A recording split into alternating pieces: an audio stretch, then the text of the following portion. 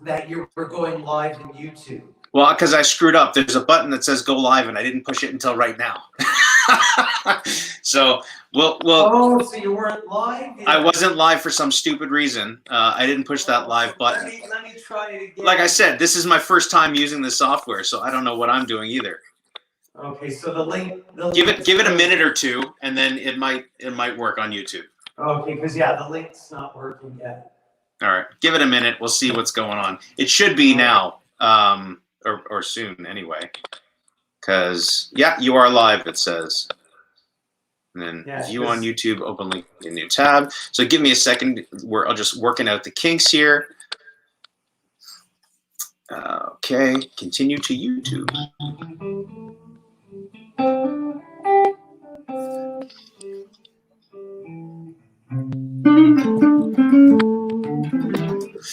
All right, so I'm just loading up here. It says that that it's live on YouTube now. So there you go. Should be working. Okay, I'll try the link again. Try it. Give it a shot. But regardless, even if it's not going on YouTube, we'll do the lesson like this. And okay, but I don't know if anybody else can see it but us. That's okay. That's okay. Could you see Paige before? What? Yeah. Okay. Well, there's a bunch of people hanging out here. But the way I saw him was through the app. Through the StreamYard app. Totally get it. Totally get it. That's what I got. It's working now. Yeah, I got on through Messenger through the StreamYard link. Okay. Yeah. I'm getting messages that it's working on YouTube now. Oh, okay. I'll try it again. Sorry for the technical issues, people. Yeah, I'm just learning this stuff right now. So we are live now. That's good. Paige, if you're still hanging, I think you are. We're gonna bring you back on. But in the meantime, Randy, what you working on, brother? So what I've been spending a lot of time in is just learning how to break down songs. Right. And you know, like I know all the 7 modes. Yep. And I know all the pentatonic scales. Perfect. And I sort of know, you know, the ones major, the Dorian, Phrygian are minor, and the Lydian's major, and the Mixolydian's major, and then the Aeolian is your minor tonal center, and then your 7, which is Locrian.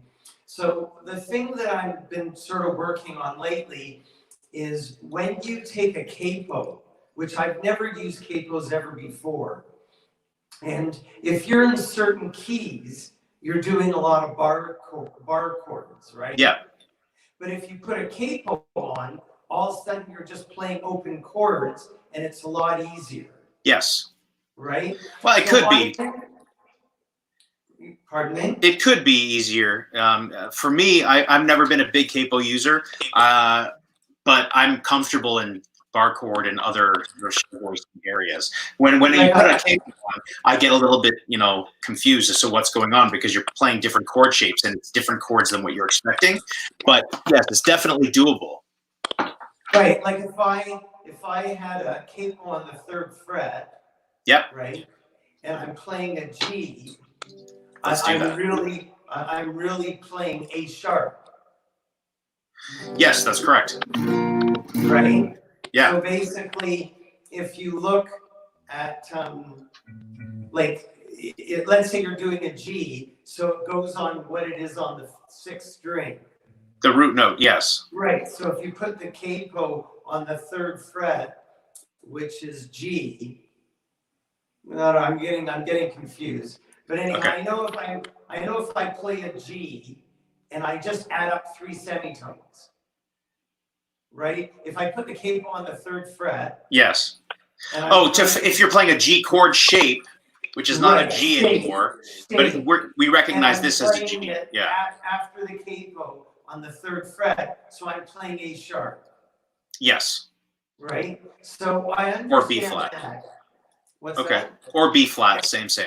Yeah, right. And I also understand, let's say if someone wants to do a song in the key of G, and let's say they sing it better if it's higher, so you move the capo up 2 frets, and you're playing your G, D, E, but you're in the key of A, right? Okay. Yeah. So where I'm getting confused is I was watching this video today, this guy, Your Guitar Stage, and he's breaking down all these songs.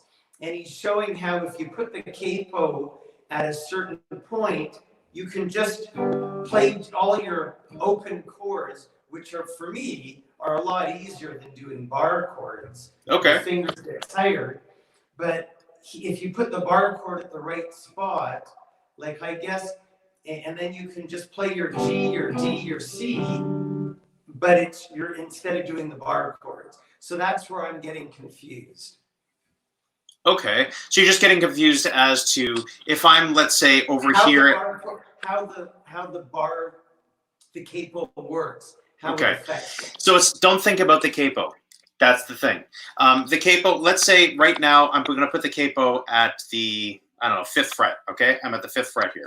So the capo's on the 5th fret. Okay. That's correct. So the low E string, the 6th string now, that's an A. That is now an A. Right. So it's as though I'm tuning my guitar up to A. All right.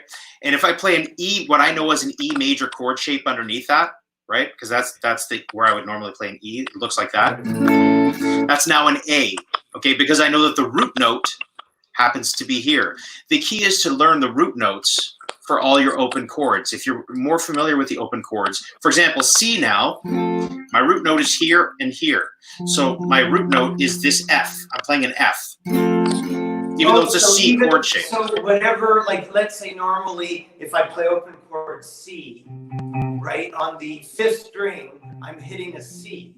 But if you put the capo on the 5th fret and I play a C, and then I know that on the 5th fret where my C's landing is now an F. So it's an F.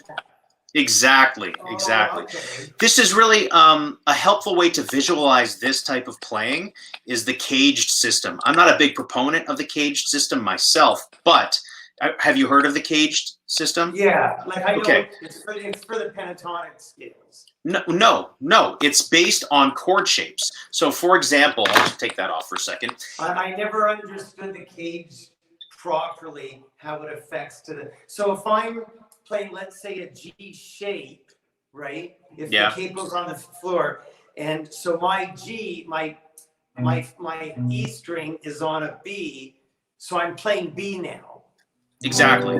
So I'm playing B. So it's the same thing with the cage. If you're whatever, so if you're doing a G string, a G chord, you got to look at what the note is on the low E. Not necessarily. Yes, you got to know where the root notes are for each of your open chords. Low, and if I'm playing a C, I got to see what the root is on the 5th string. Yes. And if I'm playing an A, it's the same thing. What's on the 5th string? For an A, it could be the 5th or the 3rd. Because if you're playing an A major chord like this, if you're playing an A, right, you're not touching the fret on the 5th string. No, the 5th string is tuned to A. So it's like this nut. You have to. The big problem for a lot of guitar players. I see. So if even though I'm not fretting the 5th string, the capo's on the A, so it's an A note. Yes. I understand. So if I'm playing an A shape, right? Yeah. And the 5th string, the capo's on the A, so that open string is an A. I get it now. Okay. So look for the root notes in all the open chord shapes, like the D, C, G, A, B for major, minor, whatever. Look for those root notes. And then once you have that memorized and you know the notes on the guitar, or at least are able to figure it out, you know that if you're playing a G down here and this root note happens to be at the 10th fret here, this is a D. So your G shape is actually a D down here if you have the capo. So if I'm playing a D shape, right? Yes. So basically 4th string open or the 2nd string. So the D shape, the root note is either the 4th string or the 2nd string. They're both D. So in that, you can move that shape around basically like this if I wanted to. Why are they both D? Like I understand the 4th string. Okay, so it's a matter of knowing the notes on the guitar. Here's a quick way to understand it. If you learn all of your octave shapes, you'll find it quickly. Meaning, if you know the root note on the 6th string, let's say 6th string 1st fret, that's an F, right? Right, yeah. So if you go over 1, 2 strings and then up 2 frets, That's an F as well. One octave higher. Okay? That's why they're both F. Now, from that note, if you now put your first finger on that higher F and go over 2 strings and up 3 frets this time, that's an F as well. So I now have F here, and F here. Right. But guess what? If this is since this is the low E string and this is the high E string, F is here. I also know F is here. So I've got F here, here, here, here. So that's a quick way of knowing and finding all the notes just based off of knowing the note on the 6th string. So if I have the capo on the 5th fret and I'm playing a D shape, yes, the 4th string. Actually, it's a G. Yes, and your second finger happens to be on a G as well. Or your third finger, sorry, happens to be on a G as well on the 2nd string. That's a G also. It's just an octave. It's that octave shape on the 2nd string. Oh, on the 2nd string, that's a G. Right. Yeah. Which So the 8th fret on the 2nd string. Exactly. Cool. Right. Oh, so you're saying the octave. So there's your G there, and that's your G there also. Exactly. So you find these visual triggers on the guitar, and that helps with improvising and as well as just playing chords. And if you change something up like this, it can be drastic. But if you just calm down and think, okay, what's the root note? Where do I find that in this chord shape or grip that I'm used to? Right. Then you'll automatically know what chord you're playing. Make sense? Right. So this is your root, but the octave obviously is going to be the same note. Same. Right. So if you're playing a D shape, so you're looking at what the note is on the 4th string. If you're playing a C shape, it's the 5th string. Or the 2nd, because here's a C as well on the 2nd string. Right, or the 2nd, whatever the octave is. So whatever your eye is drawn to, whether it's drawn to the high strings or the low strings, doesn't really matter. Right. But yes, wherever you find the root note on those chord shapes. Right, so if you're playing a G, it's the 6th string. Yes. And, but it could also be the 1st string, and it could also be the 3rd string. Right, and if you're playing an E, then it's the 5th string, right? E chord shape? Yeah, E shape. No, it's 6th string because the 6th string open, or the 1st string, or the 4th string because you're playing. Look, this is the same note, Randy. Look at this: 6th string, 4th string, 1st string. Yeah, you're all the same note. Your frets aren't showing. Here you go. Now they are. Okay, all the same. 6th, 4th, 1st. All E. Well, they're not E now. Now they're A. Because I have a capo at the 5th. But that's the idea. So you have to get a little bit more familiar with where the root notes are on the open chord shapes, and then you'll be fine. Right. And what you're doing is you're sort of taking an E and adding 5 semitones to it, which make it an A. Yeah. I see. So when you're playing certain keys and you don't want to do bar chords, that's when you would put the capo there. You could, absolutely. That's one way of doing it. Right, I see. Okay. Make sense? Yeah, I get it. Yeah. I'm like a miracle doctor. The snake oil. There you go. I've never used a capo before. I never understood when people say, well, it's easier if I put the capo on. I just never understood how that works. Yeah. Well, the other reason why somebody would use a capo is for a different sound when you're recording. I mean, if you use the capo up here, you've got a very mandolin type sound. Right. So if you have if you have 2 acoustic guitars and you're both playing Gs. Just for different tonalities. The other way of doing it, see, if you look at old blues guys, there are some guys that use a capo, like Albert Collins, or even Jimmy Vaughn uses a capo a lot. So if they're playing it like a G blues, rather than playing a G or a G bar chord, they'll play like an E chord shape.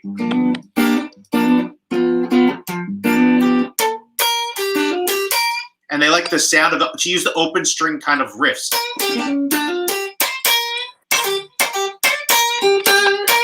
So they'll use it for that type of thing as well. Anyway, I just thought I threw that in there as a little bookend. All right. Cool. Excellent. Let's bring somebody else on now. Thanks, Randy. Hang out. Sure. Maybe we'll learn some more stuff, and I'll bring you back. For sure. All right, cool. So let me just go through here. All right. Jason, what's up, man? JR, I'm going to bring you in. Hang on. Hey, brother. Buddy, how you doing? Great. How are you? I'm doing okay. Family's good. Yeah, everyone's doing well. I mean, everyone's driving each other a little nutty, but Yeah. what can you expect? Much. Thanks for having me here. I have a few questions. Sure. As you may or may not know, I haven't really touched my guitar since high school, university days. But lately, I have a lot of time on my hands. So, been following your channel, and I've thought I'd crack out the electric today. It has a broken string, unfortunately. The Uh-oh. string's probably been broken for 15 years.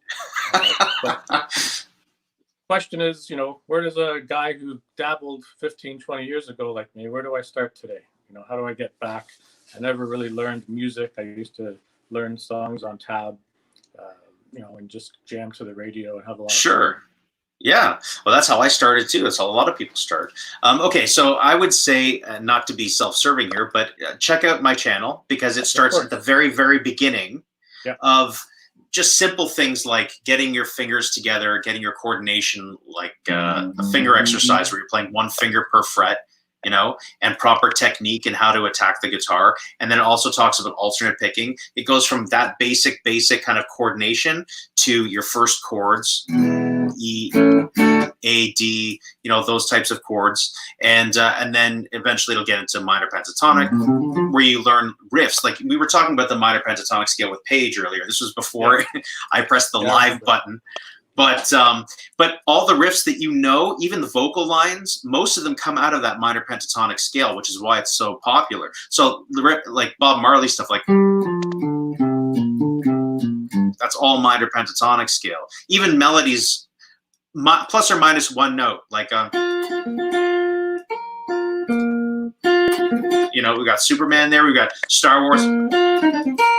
That's one extra note in there, but so it's a very easy sound for our ear to hear, and it's very useful. So you go to the minor pentatonic scale, you learn all those positions. So bottom line is, take an approach that the mistake that I see a lot of people making is they pick and choose and fall down and get distracted with this, that, and everything else. And they wind up coming to me for a lesson, and I call it kind of like Swiss cheese, where they've got huge gaps of knowledge missing to put everything together because they've just kind of randomly gone everywhere, right? And oh, that looks cool, but I don't understand how it relates. So definitely find a method that makes sense where he takes you kind of one step at a time. And I think the best method is finger exercise just to get the coordination, power chords.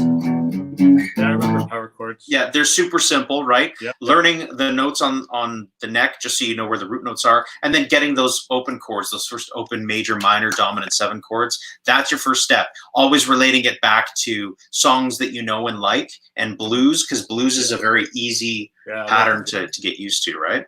Yeah. Yeah. Awesome. So definitely, I would say do that. Go that way. And if you look on my channel, there's a couple videos where I'm teaching my daughter from nothing. Mm-hmm. And it's called like if an 8-year-old can learn how to play guitar, so can you. So it's really simple, and it goes through all the basics and just in the order that I explained. But always, it's important for me to remind everyone to relate what they're learning in some way back to the music that they know and love to keep themselves motivated, right? Yeah. Will do. Awesome. Thank you. Do you have the guitar in your hand? I want to see what it looks like. Oh, look at that. What do they call that? Like a Royal Electric Blue or something? Purple Fender Strat. I picked this up in California when I was wandering around in my university days. Beauty. I love it.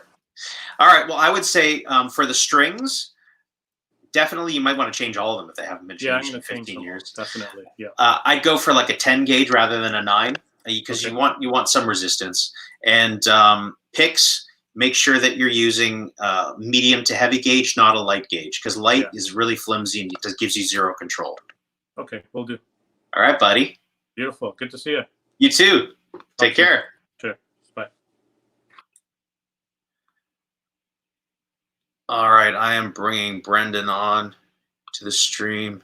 What's up, brother? Oh, I don't hear you. You're muted, and I'm taking I you off muted mute. myself to be polite, so I appreciate that. Thank you. I'm wearing my onesie because COVID, all that. I'm wearing Absolutely. a hat. COVID, you don't want to see my hair, trust me.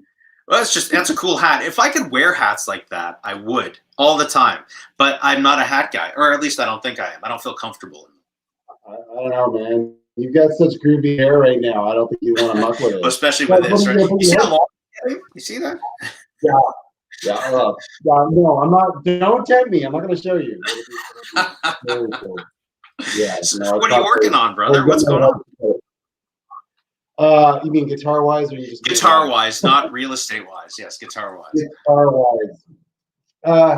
Well, like a lot of people who are spending more time alone or cooped up, I'm realizing that this is an excellent time for me to get back into playing guitar more than I used to. So, I mean, aside from just getting my hands used to it again, which is half of the battle, I realized that I'm one of those guys like some of your last people, the last guy who was saying, oh, you get into the blues or whatever. But the problem is, I was that guy that just sort of spiraled into that and never got out of it. So I got really, really good at the lane I was in, which was what everybody starts with. And I've got good open chords and good all of this, but I never got out of my lane. So I always go back into blues, more or less, or I mean, if I got wooden music, right, folky, open chords and capos and stuff like that. But I find whenever I want to get out of that, I get a little lost, right? I'm just looking for ways to kind of break out of.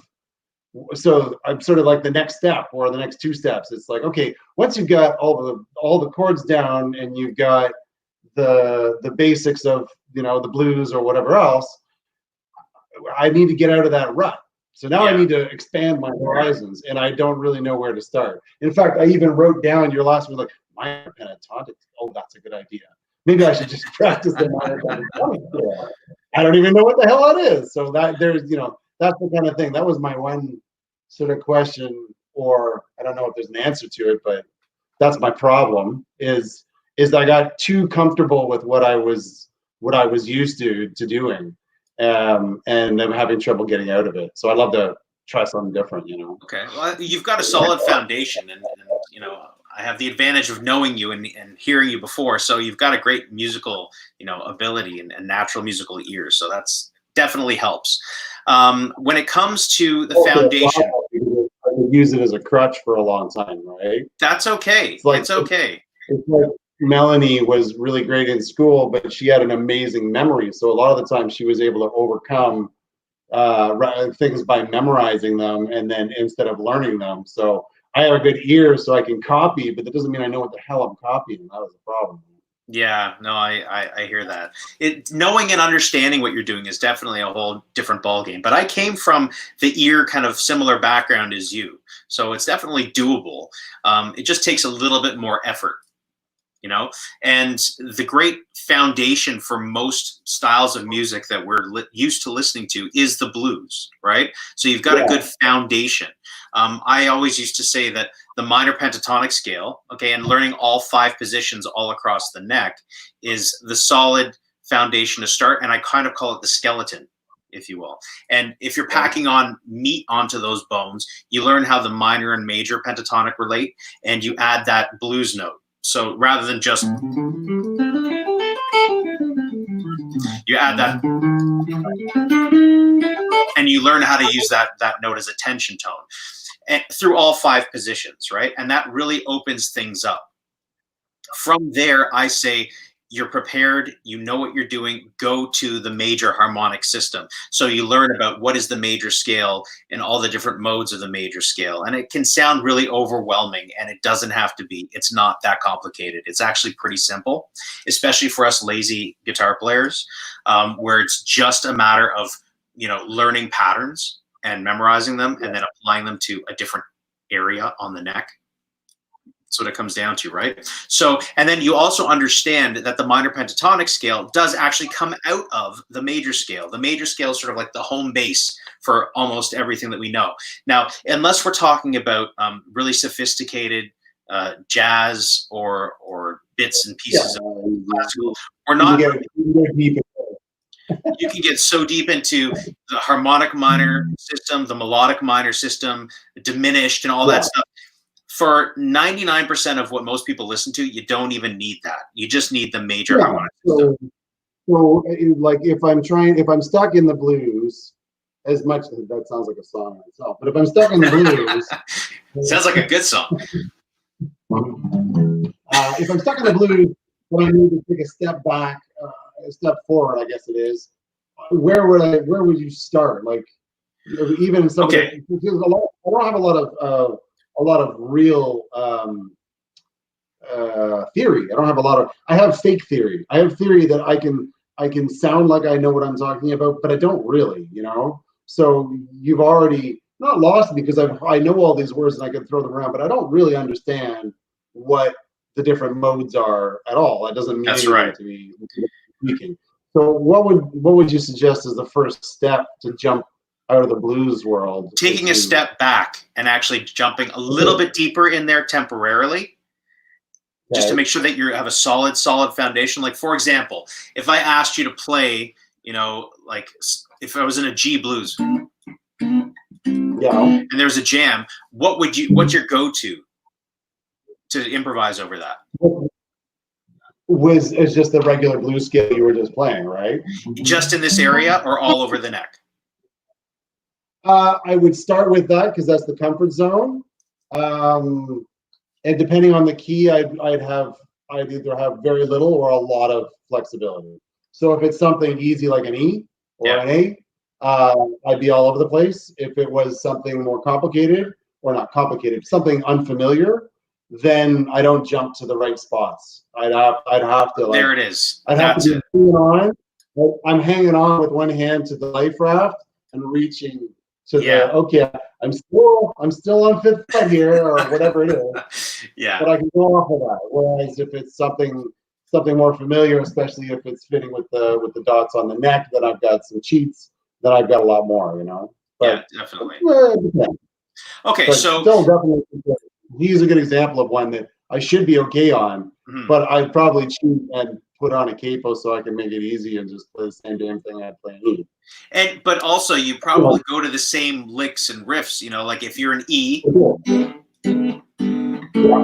go. I was a bit going earlier when you were talking about the useful part about a capo is you can use the licks that work with the right chord shapes, and you've got those open notes or whatever.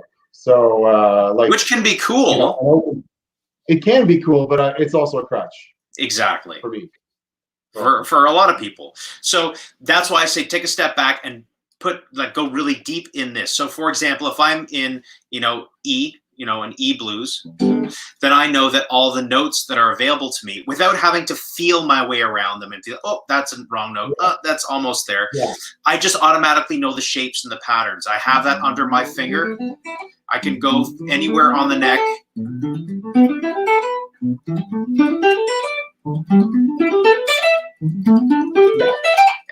And I know I'm fine. So for example, okay, let's pick a strange key for you. Pick a weird key. F sharp. All right, F sharp. So let's say that pick a fret, a random fret. I don't know, fourth. Okay. So let's say I'm here on the fourth fret. Okay, we're in the key of F sharp, which is here at the second fret, right? My hand is here for some reason because I'm playing a voicing like this. Right. All right. I gotta know automatically all the notes available to me are. That's awesome. That would be awesome. Right. But that's just the pentatonic scale and learning all the positions of the scale. So you've got that all covered. So no matter where you are, if I'm playing an F, we said F sharp. If I'm playing an F sharp here, then I know where I am because I know those patterns. They're ingrained in my brain and in my fingers. So that's step number one. And I just filmed all 5 positions in one video each. So I'm going to be releasing that in the next week or so. So check it out. go one position at a time. Yeah. The one that you know right now automatically is 1 4 1 3 1 3 1 3 1 4 1 4. Right, that's first position. But second position, starting on the second note of first position. Okay, so if we're in F, for example, just to keep things simple, I'll start you off on it. So the first two notes of first position are 1 and 4. Right, first and fourth fret. Yeah. Put your second finger where your fourth finger is. Okay. Okay, and then you're going to play this 2 4. So meaning the fingering, not the fret. So it's second finger, fourth finger. Okay, so, but I'm playing an F sharp? No. Right now we're in F just to keep it simple in terms of like where right. the neck is. So to go as low as you can would be the first fret. So you mean I'm doing fourth fret? Fourth fret, sixth fret.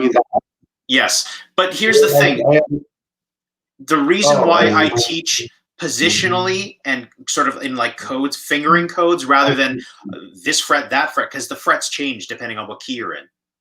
The fingering never changes. Okay, so when you said 2 4, you meant second finger, fourth finger. Exactly. Because what I want you to do is assign one finger per fret across 4 frets and cut off the rest of the guitar. This is the first step. Then after that, you'll open it up. But interesting. Okay. Okay, so on the 6th string, 4th fret, you've got your second finger, right? Okay. And then 4, 2 4. Perfect. On the 5th string, play 1 4. And then 4. Then You're 4. saying 4. Where your 4th finger would lie. That's it. On the 4th string, do the same thing. 1 4 again. Perfect. Is that what you mean? Yeah, that's exactly what I mean. So far you've got 2 4 1 4 1 4, right? Yeah. Now on the 3rd string, I want you to play 1 3. Okay. Good. Then good on the 2nd string, 2 4. And then what 1 4? 2 4 on the 2nd string. And then 2 4 on the 1st string. Good. So if you memorize the code of 2 4 1 4 1 4 1 3 2 4 2 4, kind of like a phone number, 2 4 1 4 1 4 3 2 4 2 4. That second position, no matter what key you're in. So if I went to like B flat, and with my first finger I found B flat on the 6th string, I played the first 2 notes. I put my second finger on the second note. You call that second position. Second position. It's just the second position of the scale, meaning it's the second. You're starting on the second note. No, it's this position. The first position would be the regular. Yes, that's the one that everybody learns, but kind of stops there usually. Yeah. But you get stuck there. I mean, okay, so that's right. That's not even hard. And yet, I can't even tell you that that's automatic for me at all. I'd have to actually think about it. I'd have to look down and go, oh, shit, that means like I'm not, which is weird because it's not any different from first position. Well, it's different because it's a different fingering. It's the same notes. That's okay. Yeah. That happens all the time. I recognize things like, why the hell didn't I see that for what it is? Like, and I've been doing it this way for so long. But sometimes you just need somebody to just like open that door for you and floodgates open. So definitely you've got first position, learn second position. Once you're comfortable with that kind of code, that 2 4 1 4 1 4 1 3 2 4 2 4, then you get third position, fourth position, fifth position, on and on. Okay. Cool. That's an excellent. What a good teacher you are. That's actually really helpful. Awesome. Thanks, brother. Pull it off the next time we can play in person. That'll be fun. Fantastic. Tell Mel I say hey. Yeah, I will. All right. Take it easy, brother. Yeah. All right. Thanks for joining us, everybody. Matt, hold on. I'm bringing you in. Lauren. Hey, buddy. How are you? How are you?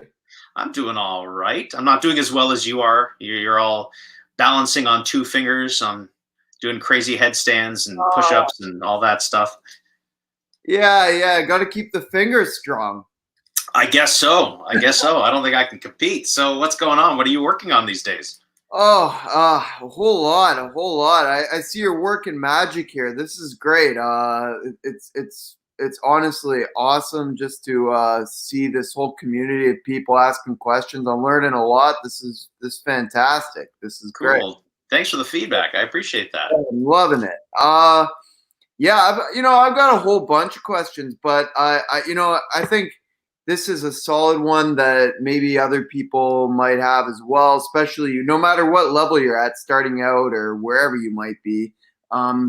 Just like mistakes along the way, especially in terms of technique. Any mistakes that you may notice for beginners or even intermediates or advanced players in terms of their technique, and maybe any other common mistakes that you've come across in your playing or some of your students. Sure. I have definite challenges in my playing. So I'm actually having an issue with this finger. I think I broke it playing basketball, and like, when the ball just jams into it. Yeah. So it's really kind of goofy. Like if I show you, like, it gets kind of locked in that position sometimes. So I have that challenge, which is not a technique issue, but it's something that I need to work around when I'm playing. And then really I have a same thing with this, like a weakness in my third finger. I've always had an issue with it collapsing. So when I'm playing, I'm going to change my angle. When I'm playing, you should always have space, right, in between your hand and the neck. And your thumb should be down here, kind of in line with your second finger. And then I've got my 1, 2, 3, 4 fingers nice and curved, right? And as you approach, the different notes, just as to use a finger exercise, your fingers should be nice and curved the whole way through. But what tends to happen is people tend to collapse their knuckles when they play like this, and play with that flat knuckle syndrome. And I have an issue with that happening automatically sometimes with my third finger for whatever reason. But that's something that I see people that they need to work on, because if you get into a bad habit like that, I sort of like Frankenstein walking with no knees, just like, you're not really prepared to play and attack the notes if you've got sort of a collapsed knuckles. So definitely keep them nice and curved. The other thing is something that you do specifically, and I'm going to crap on you for a second, is your right hand. When you're finger picking, you've got this going on. Yeah. And you have to just turn it a little bit so that your thumb is mostly on the outside of your fingers. Because if your thumb is on the inside of your fingers, you'll get a lot of this happening. Yep. Interference, as opposed to this. So when you're, just notice my thumb is on the outside, not on the inside and my fingers going out like that. You tend to do this a lot, right? So I would say just work on this little shift. Will make a big difference in your technique and your playing. Oh man. You're keeping that from me? Thank you very much. That's awesome. Yeah, I tend to do that a lot. One reason I have seen though is for snapping the bass string. If you ever want to for like a bluesier kind of lick, like, and you get underneath. No, it doesn't matter. That has nothing to do with the position of where your thumb lands. Look at bass players. They've got the thumb out for a reason, and they're plucking like this.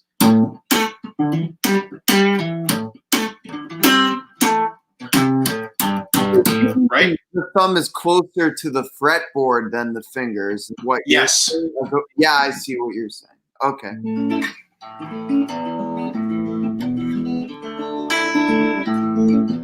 That kind of thing. All right.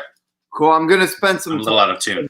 In front of the mirror for do that. You know what? Playing in front of the mirror is a great tool. Not for vanity's sake, but why not? But either recording yourself or playing in front of the mirror so you can actually watch your technique. And the other thing it gets you to do is get your head up from looking down, and you can see the reflection of what you're doing and get comfortable.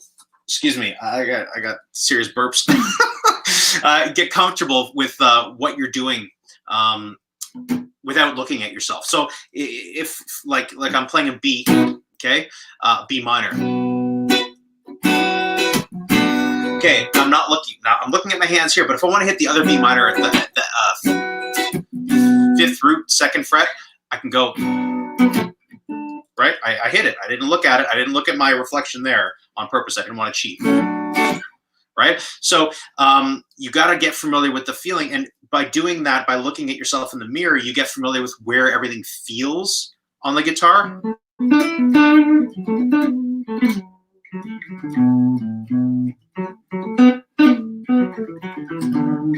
Okay, without actually staring at your fingers down like this. Mm-hmm. So that's another thing that you can employ to help your technique and stuff. 1 second, I just want to say to everybody watching, John Chedderson, I'm sure I know who that is because that's a hilarious comment. And Dr. Azama, that's awesome. Good. I just want to acknowledge everybody that's been sort of checking this out. It's already 9 o'clock. Because we started late, I'm going to go a little bit later than I expected. I put the StreamYard link in the comments. If you want to join, then go to, and I'm going to put that link one more time in case anybody else is hanging out and they want to ask me a question about guitar and all that stuff. So I just threw that out there. That should be up in the comments. Are you looking on YouTube as well, or are you watching it through the StreamYard thingy dingy? You're asking me, Matt? Yeah. Yeah. I'm watching through the StreamYard, but I see that on YouTube it's also running, which is so. good. Are the comments up? Like if I put that stream link there, is that coming up on YouTube as well? Oh, yeah. You just posted the link for. Okay, perfect. Yeah. So if anybody else wants to hop on with another question, then definitely follow that link. There were times it wasn't letting some people join because it was full, but I don't think it's full anymore, so it should be okay. Yeah. All right. Mayday. Yeah, comments are on YouTube. Thanks, Mike. All right. So back to it. We were talking about mirror. Yeah, using the mirror as a tool and working on subtle things. Usually, honestly, it's subtle things that make a big change in technique sometimes. Mm-hmm. What other issues you've been having? Well, with all this, okay, there's two main things. With all the time that we have right now as a guitar player, I feel very much inclined to structure my time as effectively as possible and really do a deep dive. So it kind of relates to what the gentleman earlier was asking about, which is how to, like, for example, if you really like, you're jumping into a new style right now. So Me, yeah, myself. Yeah. I am, or you had mentioned you're just starting in with bebop right now. So yeah, I'm kind of curious to know how you would tackle that and structure that.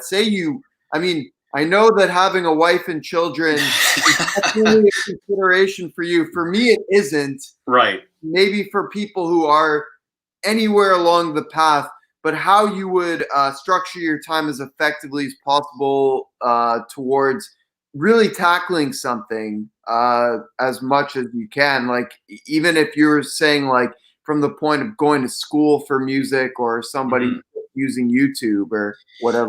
Okay, so I find it very challenging. The biggest problem for my own mind, and I know in the mind of a lot of my students in the past, is staying so focused on the end result, on the goal, that you get so frustrated along the way, because no matter what you do, if you tackle anything new, it's going to take time. And especially when things get a little bit more complex, like, for example, this bebop thing, every time I tackle something new on the guitar, it screws up my playing altogether, completely. And as long as I know that that's going to happen, and I accept that this is just a temporary phase where my brain is just sort of in freeze mode because I've got too much new information coming in, that I'm okay with it. I know this, I'm expecting it. And the other thing that I tend to focus on is small chunks, okay? So for example, the first thing that I needed to know, I already know all the positions of the major scale, okay? Major scale harmony, the melodic minor scale, you know, like, I know that, but do I know it well enough that I can do it like that? Like, if because there are so many key changes in bebop. So I need to be able to know or find a system that I know that if there's like even just in a blues, if there's like a G7 to a C7, to play the key change, do I know automatically, I know here's that position of the Mixolydian mode. And then if it goes to C7, I need to know that, okay, well, then automatically I'm in this position. You know, I got to be able to do that instantly. There can't be any thought. So did I know it well enough to be able to do that? No, because I haven't been practicing regularly. So I have to be okay with that, take a step back and just go through that stuff. I also need to be able to go through the arpeggios and all that. And I make it more of a meditation, as I'd mentioned in the past in other kind of streams on Facebook and stuff, where I'm not going to blaze through a position like that. This is just as an example, right?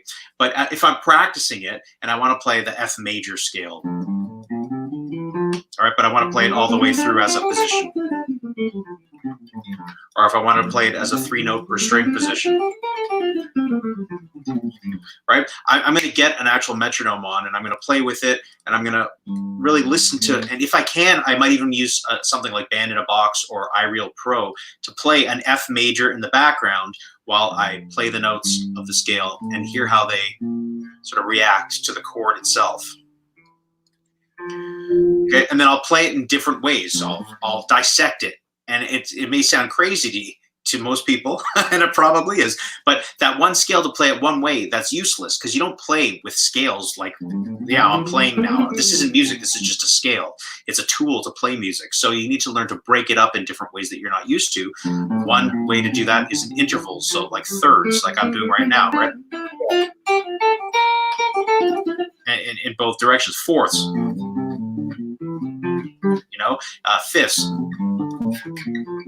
and sixths. That's not even sixth. This is brain fart. Okay, those are sixths. So all the way across the position and back, sevenths, and that's just one position. Never mind 7 positions in the major scale, all the positions. Be able to do that, be able to pull out all the arpeggios of the scale, the F major 7, or play it up in triads. You know, like I got to be able to do all of that. And that's so overwhelming. I'm talking about one position here. That's so overwhelming. But if you take a step back and try to enjoy the process of it and really get deep into, okay, I know I'm going to suck at this for a while. I'm not going to be able to actually do the end result, like, you know, play like John Scofield, Pat Metheny, or whoever, quite yet. But if I really just get into the learning and the sound and all of getting it under my fingers, then I feel my fingers getting stronger already, just spending the time with the instrument, my ear getting better, me really understanding where the notes are. So the key, I think, is really use it as like a meditation and work on the process in small chunks rather than focusing on the end result. Does that make sense? So that's some insight into how I'm approaching this stuff.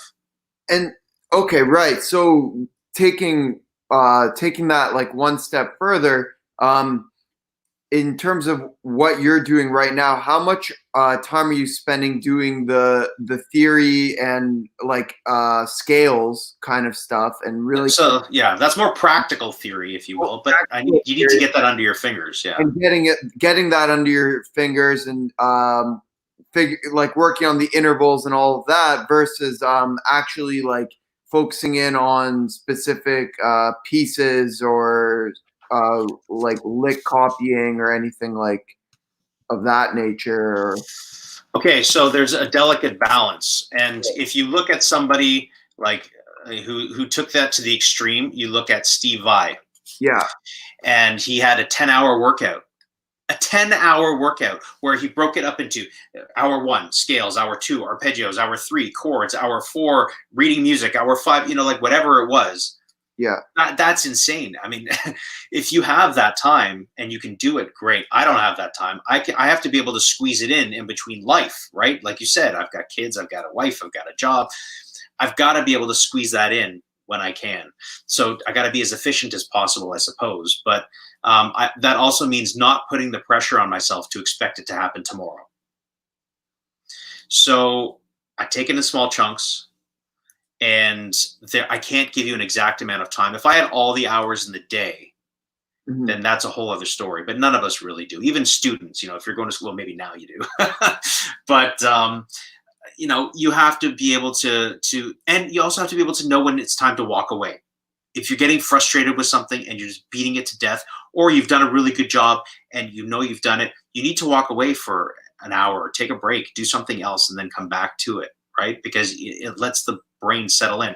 I found what I was doing, because bebop is a very specific, intricate language. I was listening to a lot of music. You have to get it in your ear. And I'm constantly listening. And there are some really good bebop guitar players, but if you want to listen to the good stuff, the originators, you got to listen to horn players, saxophone players, trumpet players, all that stuff. So I'm listening to Charlie Parker, Dizzy Gillespie, Hank Mobley, Wayne Shorter, John Coltrane, you name it. Like, and I'm digging, I'm going down that rabbit hole, and I'm listening to like the best recordings. I'm like, oh wow, that's really cool.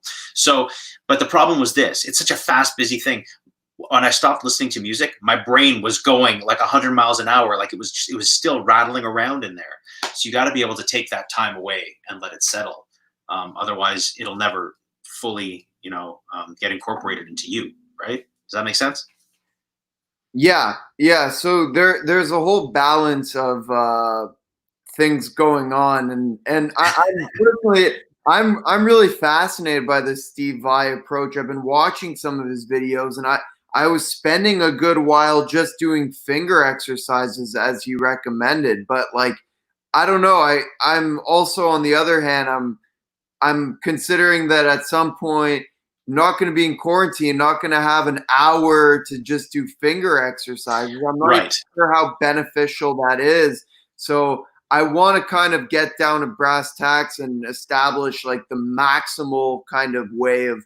It depends on what you want. Like, what's your goal? What kind of music do you want to play? What is it that you're working on right now?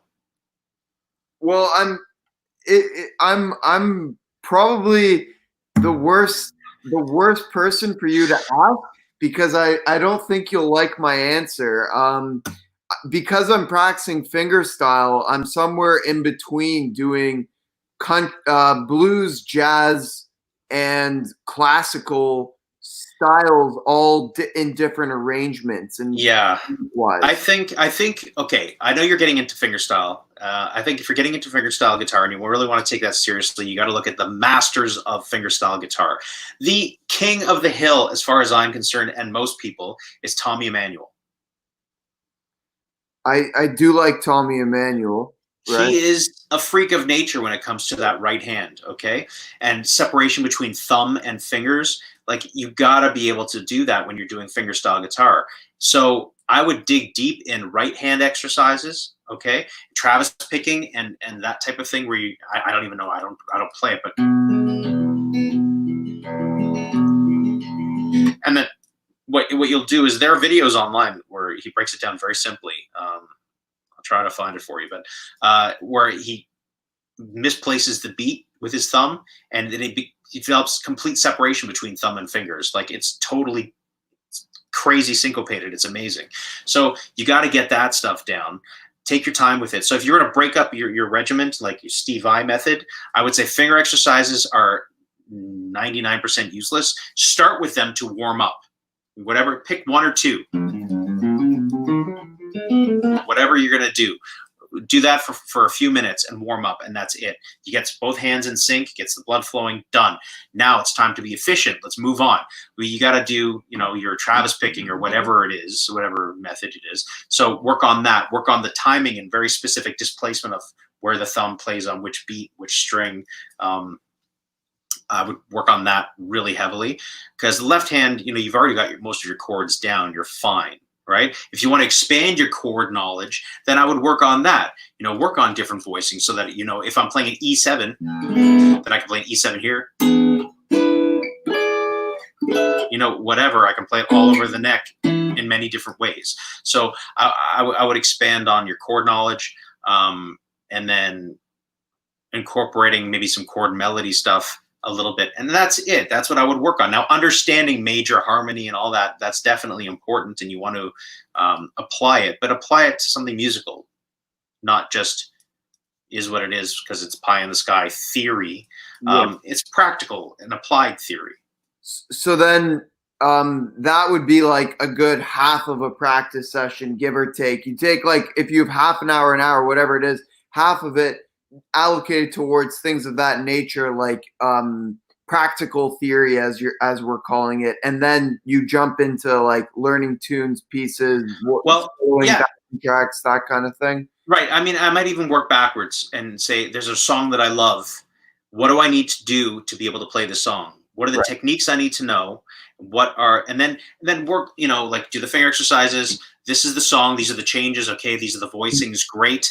This is the technique and separation I'm going to need to work on, so that you have something sort of as a format to work towards. You can kind of use that. I love that approach, that it's always got to be towards something. There's no point in just beating in a million exercises or a million different scales or whatever it is if you're never going to use it. Right. That's really great. Yeah, that's something I could definitely use. You mentioned chord voicings, and I know that I've already spent more than enough time here. You've answered my questions, but I would love to maybe on another time see if you could give us any tips on like how to explore chord voicings Sure. how you yourself were able to do that. Sure, absolutely. I mean, there's two methods. There's the Robin Ford method, if you will, which is buy a book and learn them. Or there's my method, which is the stupid method, but it really sticks, is really working it out and figuring it out so that it logically makes sense, rather than just copying fingers and like, okay, memorize this shape, that shape. But I mean, I'm not putting down Robin Ford at all. Hero of mine, absolutely. I'm just saying, when people ask him, how did you learn how to play this stuff? He's like, oh, I just picked up this book. All right, cool. Books don't keep me interested, but if I figure stuff out, that's what keeps me interested, which is why I took that approach. So we'll go that way. I got this Joe Pass chord voicing book. Yeah, it's awesome.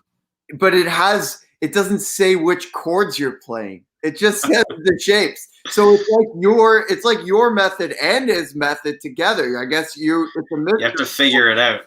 Yeah, I guess so. Yeah, well, Joe Pass is a monster, absolute amazing master there. But yeah, I think he breaks it up. I don't remember that book specifically, but I think it's broken up in like, these are all the major chords. So for major, he thinks that it breaks things up in just major, minor, dominant. And if it's in the major family, he'll play a major 6, major 6, 9, major 7, major 7, 11, whatever. He'll play all that all as major, that he just thinks of that as major. And so they're all just sort of blah there, right? Yeah, it can be tough if you're not kind of that mind frame. I'm not. I don't ingest information that way, but yeah.